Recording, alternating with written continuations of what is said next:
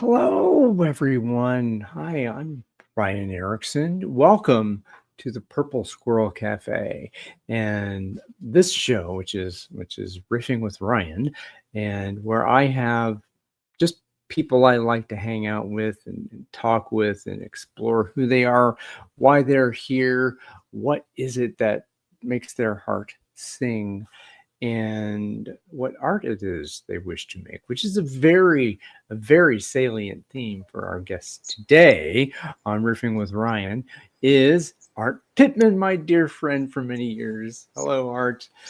How are you arriving today? So I'm super excited, Ryan. Thank you for the invite to riff with you. I'm just a little bit nervous, but maybe it's not nervous. Maybe it's a little bit of excitement. Yes, Okay, indeed, excitement. excellent. Oh, So I'm arriving like a bull in a china shop. No, that's not it. I'm arriving with grace and curiosity and energy. So there you go. energy. I'm anticipating that energy. Well, for those of you, who out there, not you, Art, who don't necessarily know my dear friend Art Pittman. Art, would you be willing to say a little bit maybe of the 7-inch single of your story, how you came to be where you are here, before we go into what's happening now? Could you spin us a tale? Sure, I will condense my X number of years into, what is that, about a 4 minute?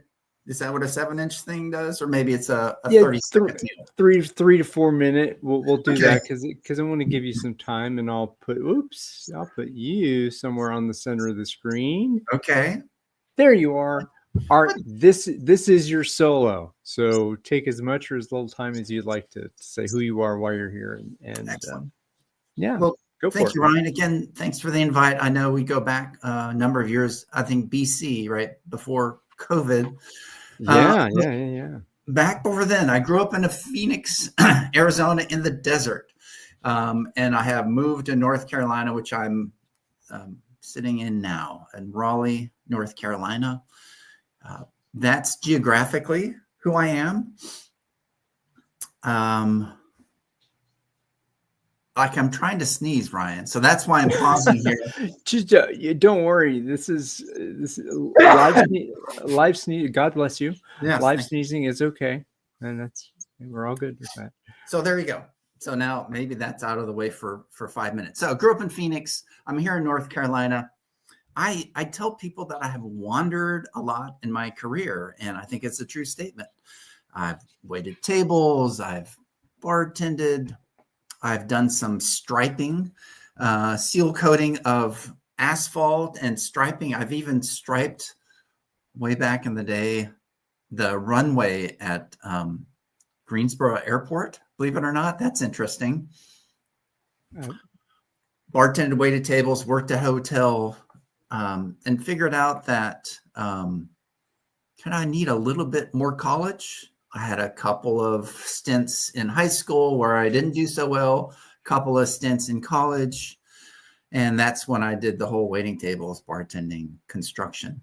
Went back to school in my early 30s, thinking that I wanted to be a high school teacher. I identify now as a teacher and a coach, but I really wanted to lean into and learn about teaching. So I got a degree in biology, think I was going to be a science teacher. Turns out that my idea of teaching and the public schools are my teaching practicum idea of what teaching is in the public high schools. It's a little bit different. So I flexed, I changed directions. Instead of teaching, I worked as a lab tech. It was really cool job. Ryan, you probably don't know this about me, but I used to look at chromosomes under a microscope and count the pairs of chromosomes for people who are having children. 46XY, that's a male. 46XX is a female. 47XY is anything above 46 or below 46 is a problem in the genetics piece. So I got to look at chromosomes. Somewhere around my year 3 or 4 of that, I got interested in information technology. And since then, IT has been a pathway for me. Although this last couple of years, Ryan, I'm sure I've told you, your listeners will get to know, but I feel like I'm a recuperating IT professional now, right? So the dirty little secret of IT is it's all about the people and not the computers, right? People do the work, people do the creative work, which is true in this day, an age of AI even. And computers just take orders. So another stint at school to get a master's in counseling, thinking that would help me work better with the groups, help them become teams, and the managers, and help them become leaders. And that's really been my focus, is people development, kind of this line of service all through my career. And today I would introduce myself by I've been a coach my entire life, but just professionally for the last 12 years. So been getting paid for it for the past 12 years or getting so. paid for it as a professional coach. Yeah. Like before that, like when I was working at the restaurant, I would coach people, but I'd also coach the baseball team. And so yes, just professional coach right now and help people learn, grow, and change. Learning, growth, and change, which again, the human aspects of being with each other, and that those things that happen naturally, learning, growing, changing, transforming, developing, and so that skill and practice that you developed over the years, that has that you kind of came to your capstone of that IT transformation, and then there's a separation between IT and what's next for you. What happened there? No, you don't have to tell the gooey, gory details if you don't want to. But how has that past prepared you for your present? Ooh, super good question. So the pathway, it's really, my goal is to be of service to people. So if you look at my wanderings and my jobs and my career, there's always been this connective tissue of service to others. And so in this coaching field, and even in the IT, I coach and service others. I'm not a developer, never was. Well, I was hired as a developer. I just wasn't good at it. So like I've flexed into coaching. And so that kind of thread of service to others, as we kind of think about what do we want to do when we retire. And I can tell you story of my dad and really what got me into that. It's been many years, but that's really what prepared me for this next phase.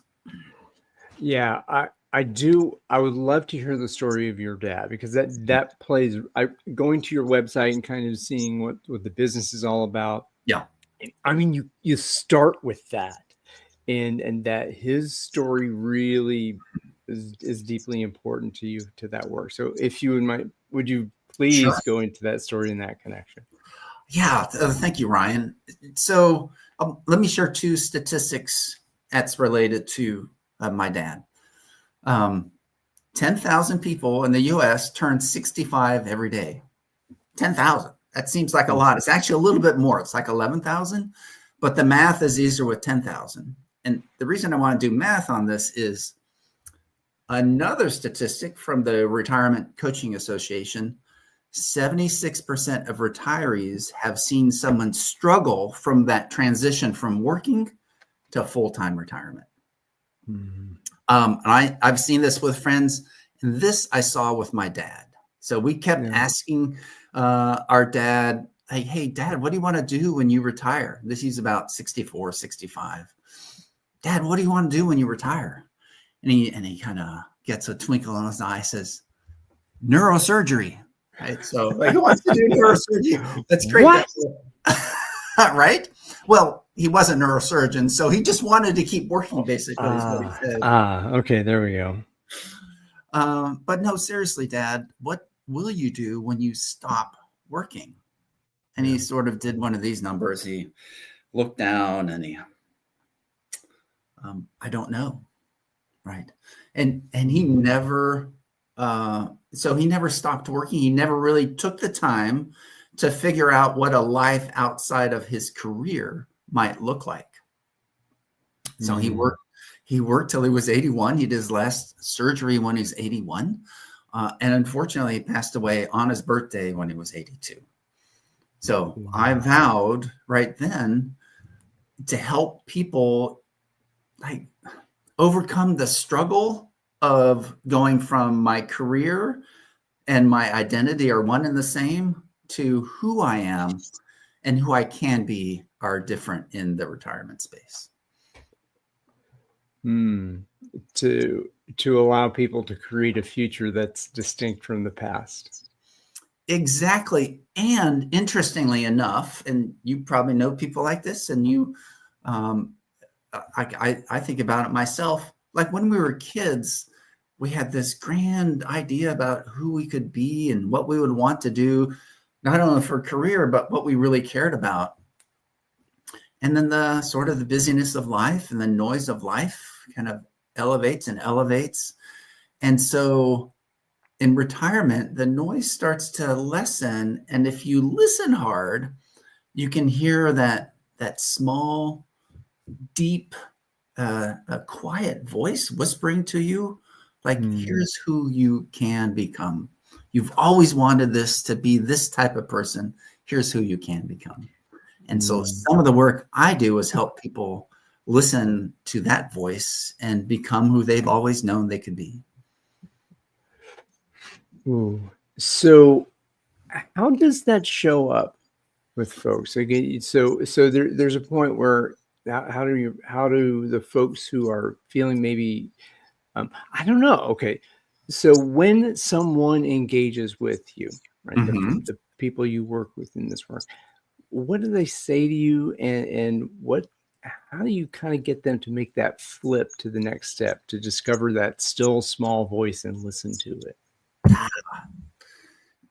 Good question. And it usually shows up as something else. And I know our work as consultants, we similar work in different places. And then as coaches as well, people come to you, I have this problem A, and you start unpacking problem A, and suddenly it's really B. That's the key piece. And in my coaching practice, that usually comes, if we're doing an hour coaching session, it usually comes at minute 52, 51 to 52, right? So we've talked about this, and now here's either it's a safety thing or that now here's the real problem. So for your question, people come to me and say, I am retiring, or I'm forced to retire because of federal regulations or health reasons or some other reason. And I don't know what to do. I don't know how to spend my days. So that's really the impetus of what people come to me and our team to figure out, like, how am I going to, what am I going to do Tuesday morning at 9?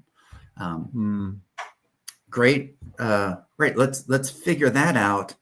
And we can back down from there. What do you care about? What are your values? We can dig into that. And then, like, is there a mission statement and a purpose? And so as these questions, and every program engagement is customized to the person or the couple sitting in that chair. And I counted them up. I probably have 140 different questions and items to ask and help people go through. We don't go through them all with everyone, but if you allow yourself to listen to your answers and think about it between our sessions, you somehow like start to hear and remember that kind of that inner, that inner desire. Yeah, to light that spark. Um, as I was kind of thinking of the moments, right? So those moments of loss Mhm. of identity, right? So there that moment either again you mentioned either a there's there's an intention. I am going to stop what it Right. is that I was doing. That there's a clear delineation. There's an expectation of that. And then for those who are taken by surprise that Yeah. there's a voluntary Right. termination, Yep. and Yep. there's an involuntary termination, Mhm. and that is there a distinction between those conversations when you have them, and what is that? Ooh. S- Um, so yes, a slight distinction in the sense of who's making the decision. I'm Hmm. making the decision next June 30. I'm leaving my work that I've done for 32 years, like as a professor, or as a physician, as an attorney, uh, or career military, right? So I've been in the military for 30 years now. What do I do? Hmm. Um, so I've made that decision. I have control. So my anxiety is lowered because I have this control. And Hmm. I'm intentionally exploring and searching, right? Hmm. For Yeah. people whose choice it isn't to stop working and quit working, um, we want to get to that piece. Like, what do I, how do I want to live differently? Who are my people and communities? All of those good questions. But Hmm. there's a layer above that, and it's the grieving process. Like, Ah. right. So I've had this career for 32 years and they laid me off. I don't want to go out and get another job. I guess I'm retired. And so we process Hmm. that. So I have a counseling background. I have a master's in counseling. I'm not licensed as a counselor, so I don't do counseling, Ryan. But I do professional, Very important. right? Okay, Yeah, okay. ICF. Listen. Our art's not. yeah, He's on the good side. yep, yep. And so, but we process that and being there. So, kind of me and the team, if we're there individually with that couple or that person, it takes some while to process this. I used to be this for 32 years or 20 years or whatever that is, and now, like, now what do I do? So there's Hmm. processing that goes on top of, ooh, goody, I get to decide what I want to do, but that comes later in the people who are involuntary Hmm. separate. Is one of those easier than the other for you? Um, so everyone is different. So everyone's a unique situation. Context is different, and how well. So my business, Retire Artfully, is really focused on all the non-financial aspects of what do you do after you stop working. So that's what we focus on, because if retirement planning, any search or AI search, it's all about the finances, right? And so the easier conversations for me are, I got enough money, right?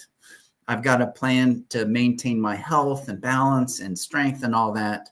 I don't know how to spend my days. And again, we talked about, once you figure out, that's the first problem. The second problem is, what do I value and things like that. So the easier Hmm. ones are, they've taken care of their finances, and now it's really about the who I am. How do I want to live? Hmm. Which the who I am, how do I want to live question? That's typically not a new question.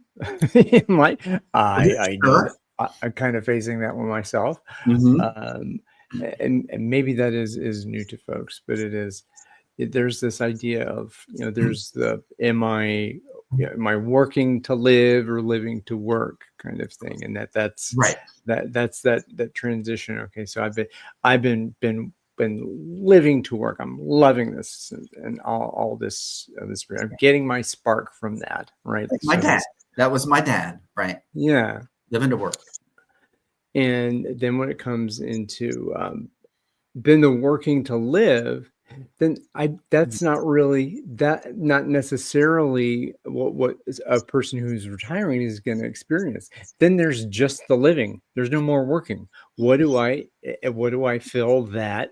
that gap with? It's work to live to work. Yep. Oh, there's this question like, oh, all I have to do is live. What does living mean to me? What is important about the Right. living?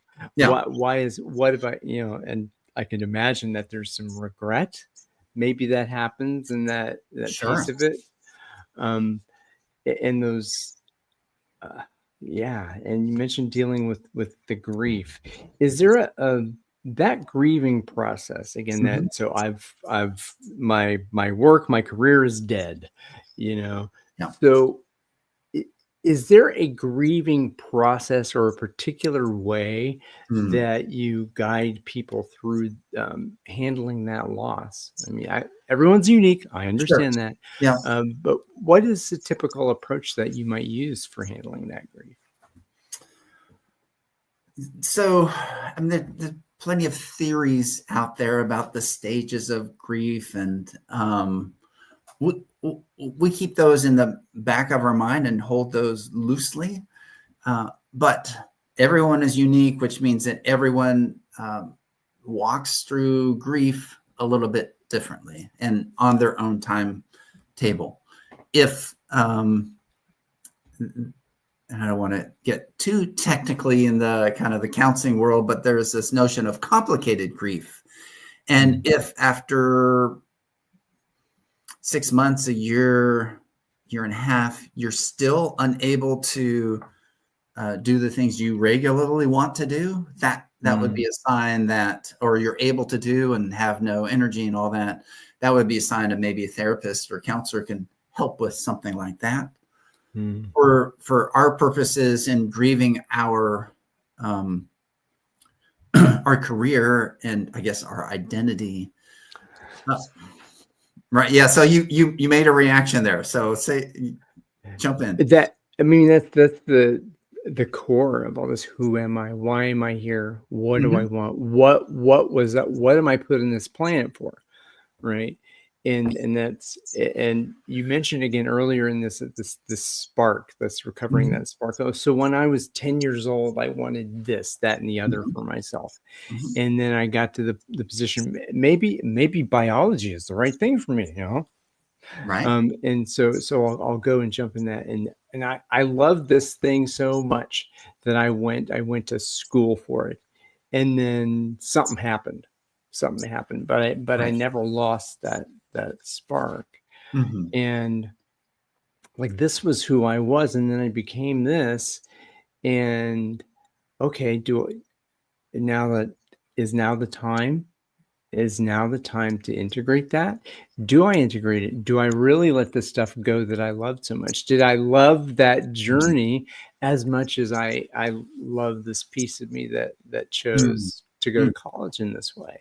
Mm. So in that I would imagine that conversation happens a little bit. Like there's a childhood dream that maybe died, and then the adult dream is born from, and then the Right. adult dream dies. Does the child come back, or is there a rebirth? So Exactly. I don't know that that's a question, and maybe just an observation that those things happen. Uh, but have you encountered that before in that someone wanting to rekindle the childhood, the inner child maybe? Has that happened? It has happened, and it doesn't show up exactly like, oh, I'm going to be a ice skater and a vet, right? It doesn't show up like when you're a kid, you want to do all these things. I wanted to be a pro football player. Nope, that didn't Yeah, work out. Right, but come, yeah, I wanted to be a rock star and a brain surgeon, so, here you go. all right. Many physicians are musicians as well, and they're fine musicians because of kind of the practice and the discipline. That was an aside. But for me, when I was a kid, I wanted to be NFL player. Now that submerged, and it came back later on in my career as being part of a team. Right. So I love being part of a team. And I think that's what that childhood dream was trying to tell me. And so we spend a little bit of time on like, what did you want to do when you were a kid? Like, what were your dreams? What were your hopes in that space? And we uncover that. Sometimes it's super relevant, Ryan. Sometimes it is not relevant, which is why we show up with the intention of being of service to the person in that chair, and what do they need, when do they need it, and how can we be help them get there. I hope that answers a little bit about the question. Maybe not. No, that's yeah. Hey, that happened. That was an observation, and a kind of just say what struck you about that. Yeah.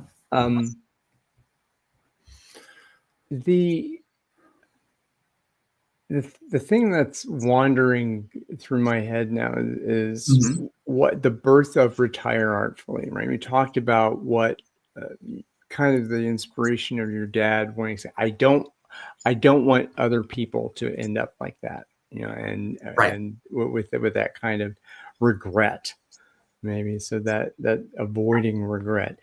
If you were to condense the mission, the purpose, why does Retire Artfully exist? Your reason of raison d'etre in that kind of pithy sentence. What would you say in that conversation? So I'd say, like, if you're having trouble, figuring out how to retire, it's probably because you've only focused on your finances, right? Your future finances and not your future self.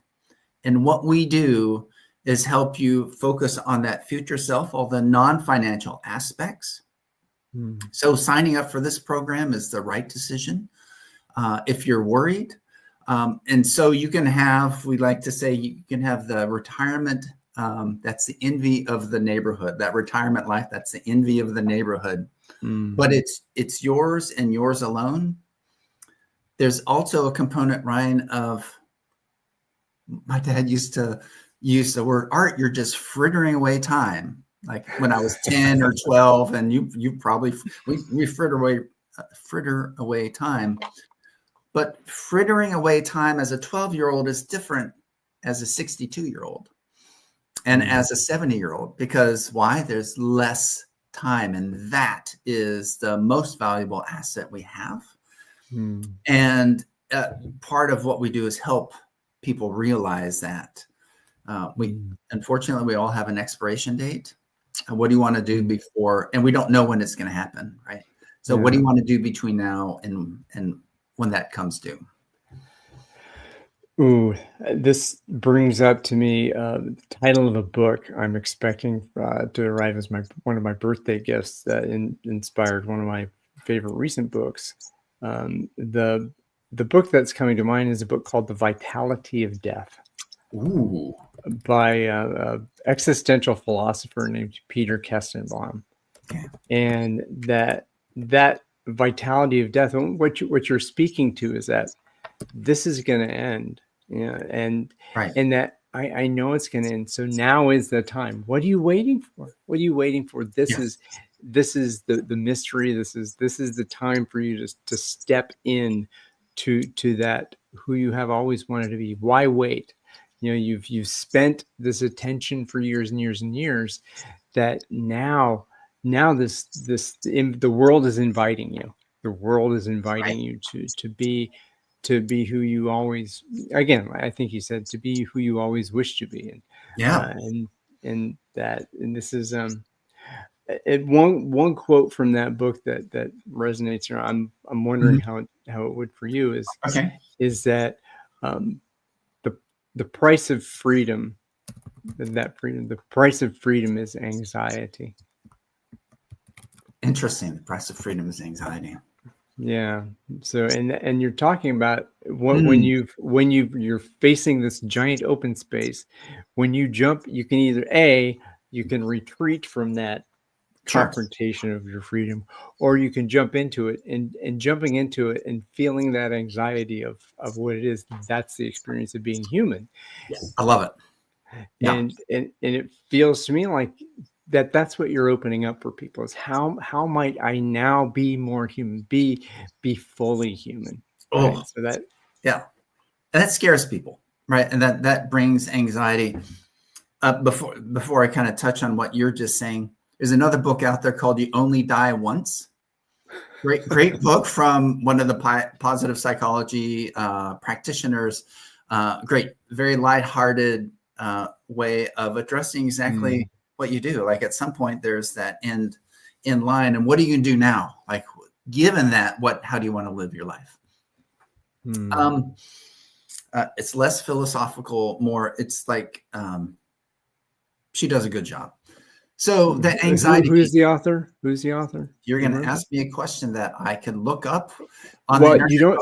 I'm talking. Why don't you do that? And well, you out there, again, AI is good for something. It's good for chewing up what we say. And if we say the title of the book, which I think you did, it will come back and say whatever. So maybe that'll show up in the show notes or whatever. Yeah. You Only Die Once by. You Only Die Once. Yeah. By some woman who's a great author and writer. Great author and positive psychologist. Getting back to your quote, the price of freedom is anxiety. So I remembered in my 5th stint at college, when I was successful, I was studying education to become a teacher, and the class was Essentials of Education. Like all we had to do is reflect, like write an entry in our journal for every class. And then we had one paper to write at the end of the semester. It could be on any topic you wanted around education. So at first that sounds really good. That's easy. That's great. But like, as you get closer to the end date, it's, oh man, like what in the world am I going to talk about, or what am I going to write about? And that was anxiety provoking, because there's so many options, so many things we can do. And so I'll relate it to kind of, as you end your career, there are so many things you can do. It's the difference between picking or choosing, right? So you want to pick from a list, or do you want to choose what you really want to do? And that freedom, I haven't had that for 35 years in my career. I've always been told who my identity is, what's my work, here's my 4 options for promotion or growth within the company or the organization. So I get to pick. Occasionally we choose to go to a different career. Awesome. Those people typically probably wouldn't come to me because they're choosing a different career after they retire.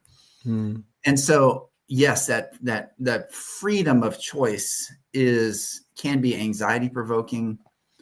What we help people do is understand themselves better. Like, what are your values?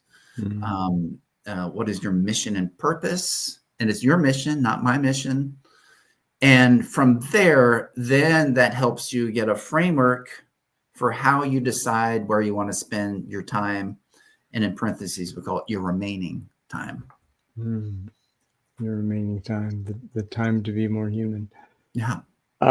So as we approach halfway here, so we'll land here, and then what I like to do is we'll go into the second part of the show. We'll cut that out and leave that live. Okay. So there's 2 questions. The first question that came to me is one that was posed to me. It's not an easy question, so I'm going to cause a little anxiety for you there. Awesome. I'm going to invite your humanity into this. And when you think about this moment, what courage is required of you now? I thought you said it was going to be a hard question. Well, if that's an easy one, no. You're a ninja. Yeah, you're an existing ninja. Yeah. Like my friends used to call me artastic. Art, because I'm a little bit sarcastic. You may or may not have picked up on that. So what courage is required in the moment? A quote comes up to me that, and I don't think us Pittmans growing up really leaned into this, but in order to learn something, you have to first admit you're wrong about it. Oh, yeah. That's hard with, when you have that, when you grow up with smart parents, smart siblings, like we're sort of never wrong. A lot of times we're never wrong, but you have to have the courage to admit, I don't have the answers. I need help. For me, I need business development help. I need marketing and branding help. And it's a new experience for me to lean into asking and summoning the courage. I know I need help, but I guess the harder piece for me is like, what is that specific help I need? And so being able to ask for specific help to help kind of the business mission is right for me. That's the courage. And why is that important to you? So that's important to me because the time, the scarcity of time. Although here's the problem with time, that ironic piece is it looks like we have all the time in the world. And yet, I'm 60 some years on this planet, and it's like, I know I don't have all the time in the world going forward. And so if I'm ever going to do it, if I'm ever going to change and become the person I know I can become, I have to do things differently today. I want my 70-year-old self to thank me for what I'm doing today. That takes a lot of courage and humility, humbleness, all that, grace. Wow. Yeah. Ending with one of my favorite words, grace. Again, as we wind down Act 1 and then move into our after party, what is a gift that you received from our time today? So I do thank you, Ryan, for this opportunity to be in front of you and your listeners, and maybe I'll have some listeners out there. I've just set up my YouTube channel, so we'll see, right? But the real gift is the ability to share openly and kind of my origins, our goals. We're not your retirement planning, your typical retirement planners, and being able to talk about the human side of the equation and kind of the go in depth to talk about that still, deep, quiet voice that you have. That was a gift to be able to share that with the listeners and viewers. Wow, Thank you. Fantastic. You're welcome. And we are putting your web address down at the bottom for folks who would want to go and find out more about you, what you do, your team, and your offerings at retireartfully.com. Easily spelled. Yep. Good on you for that. Difficult for me. A final question. Is there anything that you wanted to bring to our space today that you did not have the opportunity to do? I think I'm good. Though, if I could touch a little bit on the time piece, like when I turned 50, I said, like, this is where like the root started. Really, I need a 30-year plan. Like, I need to have developed this 30-year plan about like, what do I do after my career and things of that sort. I told a couple of people, and I was super excited about it. I was confident. Ryan, I was so confident. I waited a full 10 years to even start executing on my 30-year plan. And so now I'm 60 and like I have fewer years in front of me. So that's really when I started. That's been a few years ago, but like you're never going to be younger than you are today. So might as well start before you're ready. And so that's really how I leaned into that. So thank you for letting me share that little tidbit. You're welcome. Start before you're ready. Yeah. All right. Well, I'm gonna put a that's the end of part 1, and we'll come back in a moment with part 2 of our session. I'm going to put you in the penalty box. So, see you. Awesome. Say goodbye, Gracie. Good night, Gracie. Goodbye, Gracie. Okay. All right, everybody. Thank you so much for tuning in here now in the now that is today, the day that is for me, and the now that is for you. Have a good one. Be more purple, and sing the song you were born to sing.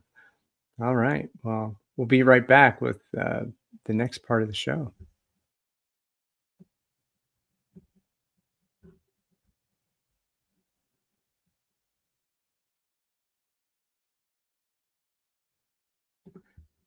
All right. Okay. All right. This is the second part of the show. This is what I call the open space part of the show. Whoop, whoop. Okay. And you're experiencing the experiment of that. So, so the rules of this game in open space technology, in an open space technology meeting, by the book, an open space meeting needs to have a few components. It needs to have a burning issue, a burning question for the group to explore in that context.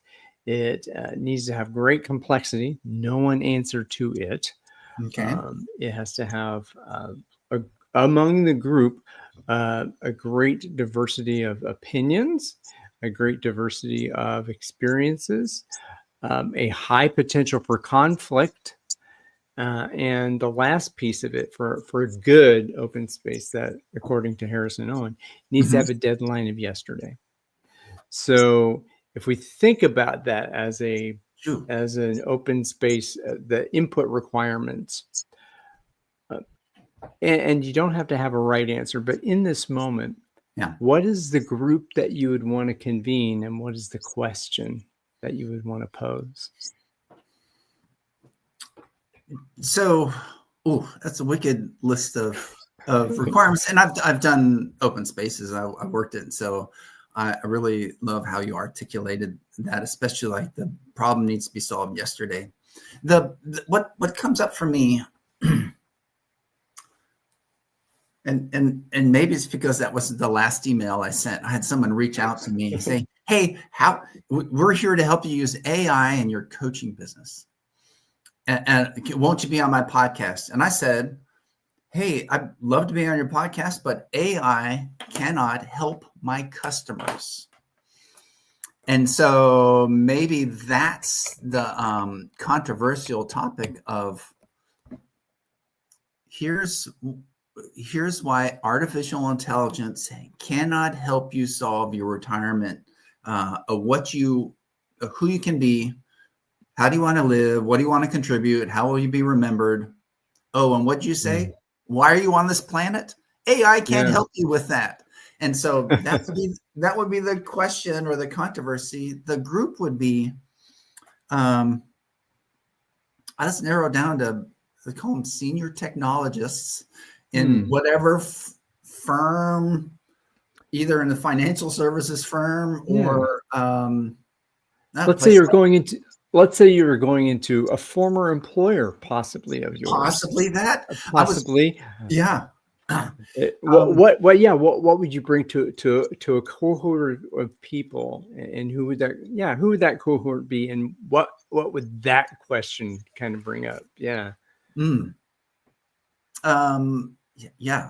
So obviously there would be, we'll call it debate or controversy or disagreement on what it is and what it isn't, it being AI.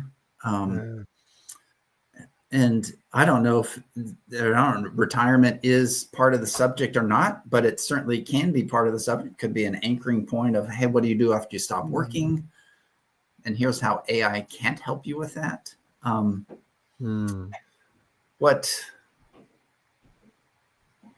I guess, do we have developers there? Do we have senior vice presidents? Do we have owners of organizations? I don't know necessarily who's in the room. But that's what I don't like. Yeah, well, I think that the point here is I'd like to kind of, well, this part of it, experiment, to go Mhm. into what would that theme be? Maybe we could work on that theme together in the space, and that um, at this point, your life, Okay. your work life is over. Yeah. This work life is over, and and AI is all over the place. Your work life is over. AI is taking over the world. So what? Yeah. You know, Your and yeah. The phrase "your future is human," hmm. it's human centric, or your future as a human. Boy, that sounds like draconian or like sci-fi ish. I don't know. I'm riffing. This is the riffing piece, right? Can we Yeah, riff back and forth? this is fully improv. This is where we get to do it Excellent. together. 'Cause Okay. yeah, so we're in open space. Let's say we're figuring out the theme for an open space that we would take somewhere and invite people into. So Okay. what is that space? You have a great space of folks who are they're ending. The Yeah. executives, developers, they've just been given the note. All right, Ooh. Yeah. you're out of here in 90 days. Talk Yeah. about deadline yesterday, right? You're out of here in 90 days. AI is taking over the world, Oh, and it's not going to save you. It's not going to help you become who you are, right. right? Or who you want to become. Yeah, and yeah, don't let it define you, right? So so there's this theme. I see What do the you theme. think about that as a good one? I like that. I like that theme. I would add to it that you get 90 days, and the financial piece of that Hmm. is taken care of.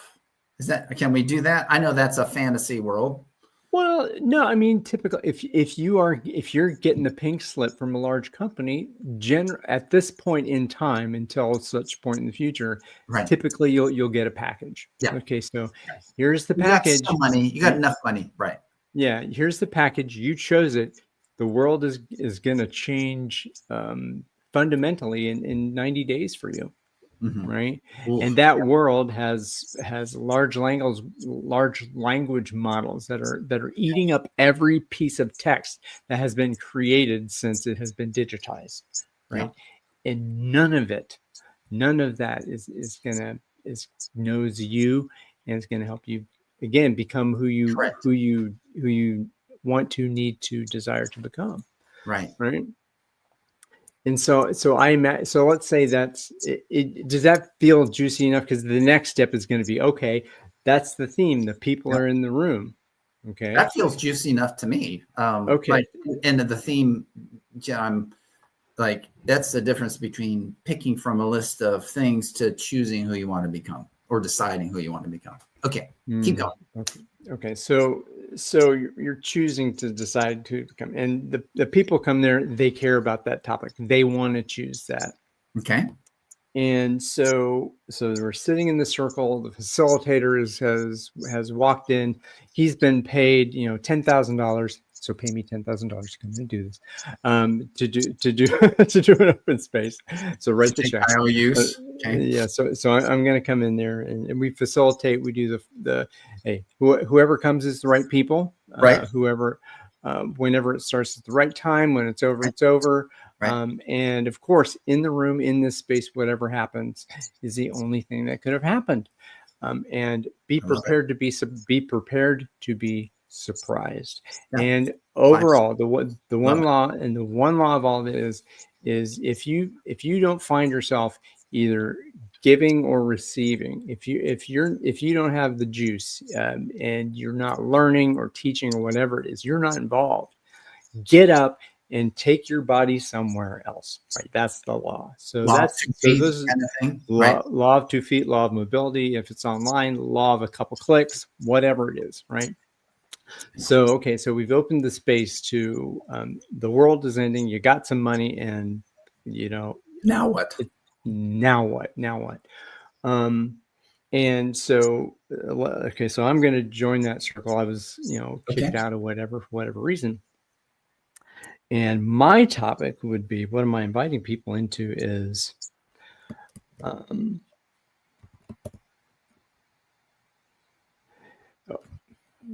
what let's let's make music a fundamental part of our lives.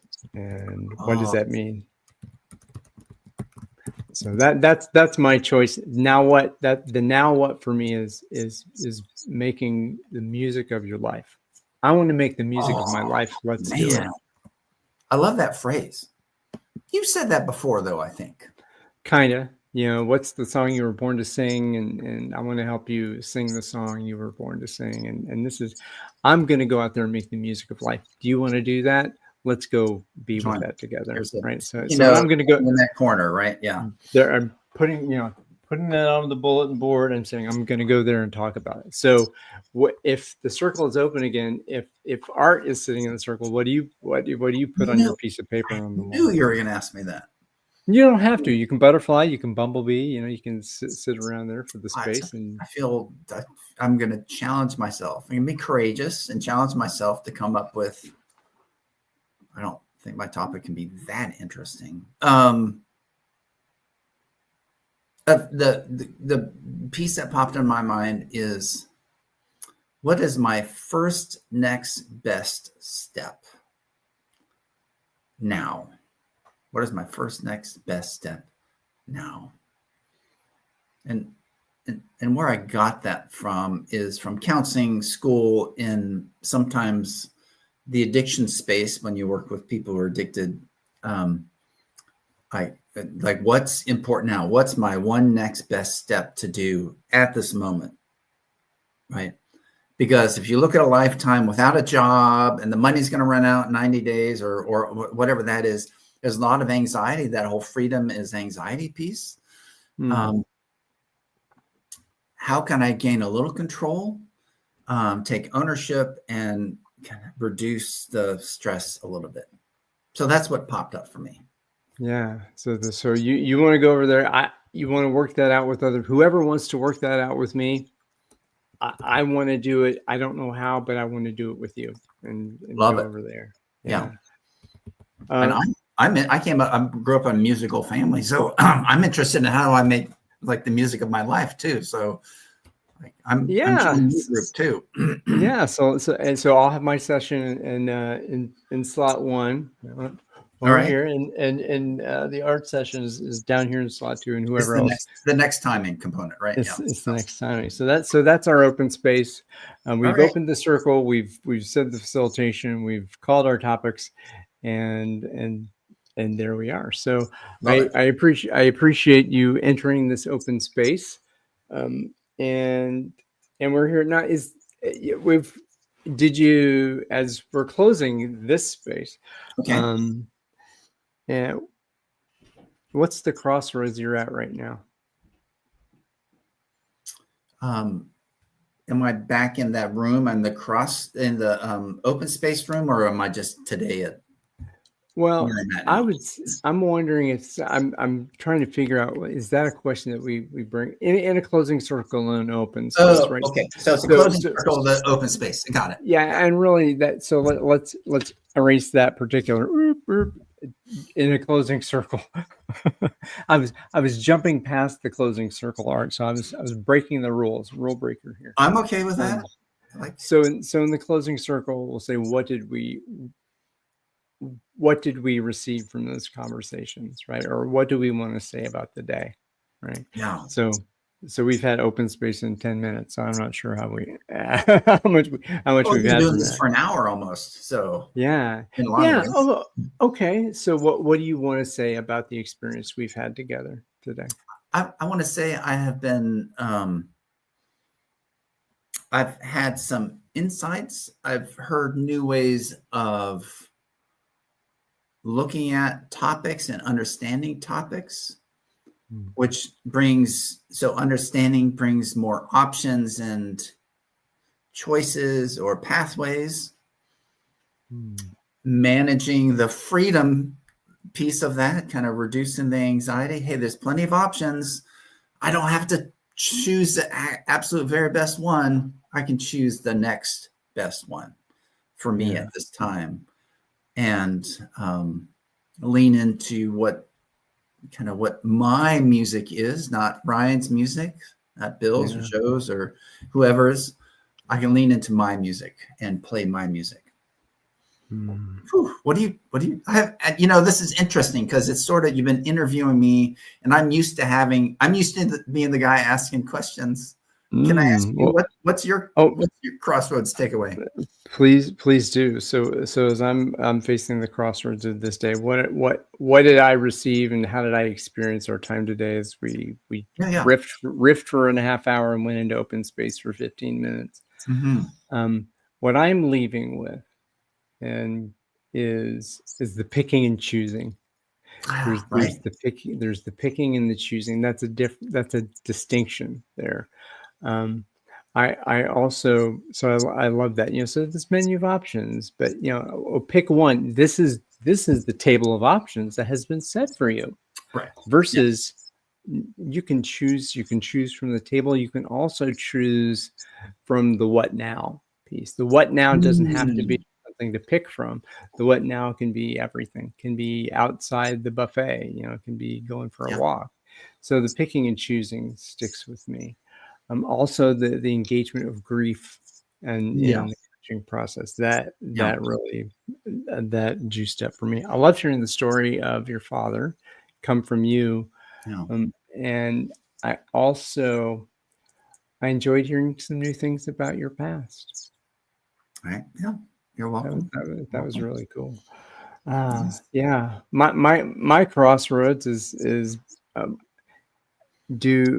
for me, is it doing more of this and being with people I like, and finding a way to finding the pain and the energy with the people who maybe are not in this space, finding that energy and trusting myself that me being me with the people I want to be with and being in the world with that is that's enough. So there's the desire to do live work with people here in Cincinnati that I want to get out, do this online and also do this out there. Love it. And that is not terribly remunerative, at the moment specifically. Or do I say, all right, there's a job back, or now is the time to actually look for a job because you haven't been looking for one for a while, because that's happening. So it's the more crossroads is what I'm hearing. Yeah, there's the crossroads, and what's come back to me from folks is that when I share that crossroads, is that it doesn't have to be one or the other. It doesn't have to be either or. But for me, I really think I'm 54, and I really don't have time in my life if I don't do this stuff. If I don't sing my song now, it's not gonna be any sweeter later on.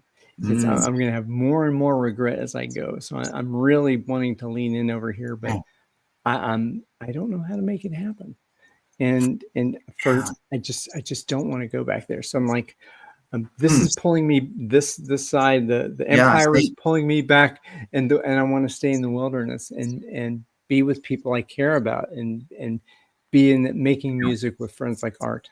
So we have the music that we make together, and who comes into that. That's where I want to be. And so that's my crossroads. And you mentioned the 10 years that you kind of have been really struggling with that. And I think, wow. That made me feel a little better that when because I've been struggling it with probably maybe 7, 8, something like that.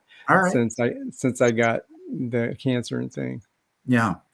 And so, okay. And because and that's been present with me, and you brought that up in me because I looked back a year in my journal. I looked back a year. Wow. And I was asking myself the same questions, kind of a year ago. So, okay, what must be different now? If I wasn't going to write any of the questions I wrote before, because I've answered them in whatever ways, what's a new question to ask? Because because I've been dealing with these questions for a year and it hasn't gotten me anywhere. Interesting. So, I have a thought. Can I share my thought? absolutely. Yeah. Where, what would your 64-year-old self, what type of questions would they be asking themselves? Like, what is your older self, your future self? What types of questions are they asking themselves?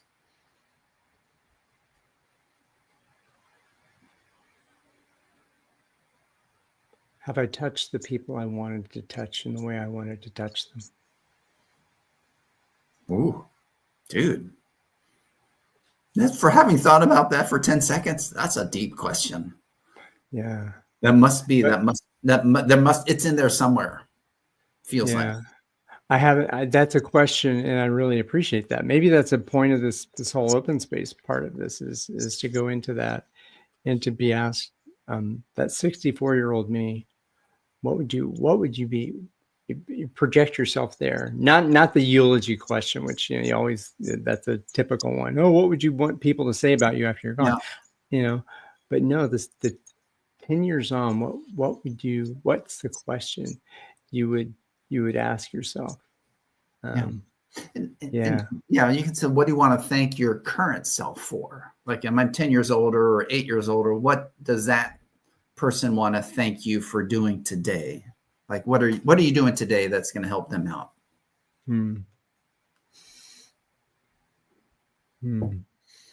That's one of our exercises. We do that. Wow. I like that. As you know from our conversations, I was one of those. I didn't know cancer was going to happen, so that happened. Yeah, and neither did I know that I was going to be involuntarily let go from the bank of the devil. Bank then. Which I've gotten over my antipathy towards Bank of America. I mean, bank's gonna bank. You named it. You named it. Yeah, and so I mean, because it also a thing about that is I went into a Bank of America branch the other day. We were looking for help. We had some Acacia. They were the most lovely people, most helpful, welcoming people that I'd ever met in a bank. And I'm like, that threw me for a loop. Like, you're telling yourself an untrue story, Ryan. About that. So then what's the story you want to tell yourself? Not about them, but about you. And you have full control over that. All these good things. This is the type of stuff we do in the program. So thank you for allowing me to demo a little bit. Yeah. Well, this my original thought was that the first part of our show would be cut off and put on one channel, and that what we do here was going to be somewhere else. It'll be live. Whoever wants to watch it live. Sure. But I know from what you've asked me, I'm going to want to save it. I don't know where I'm going to want to put it. Maybe this is something. Well, I'll certainly share the video files with you. You can cut them up as you please. Sure. And I would be more than happy, from all the coaching that you've done with me before, I would be thrilled to give you an endorsement or recommendation of awesome. that kind of thing. So, all right. Well, the one person who is watching, they're watching somewhere. Hello, person. I don't know if you want to comment. I'm going to say hello to you because I know you're out there, or you were out there 5 minutes ago. Maybe you're not. Maybe they're not anymore. It's all good. But it's all good. A few people were watching. I'm going to end the stream now. So goodbye, world. Thank you. And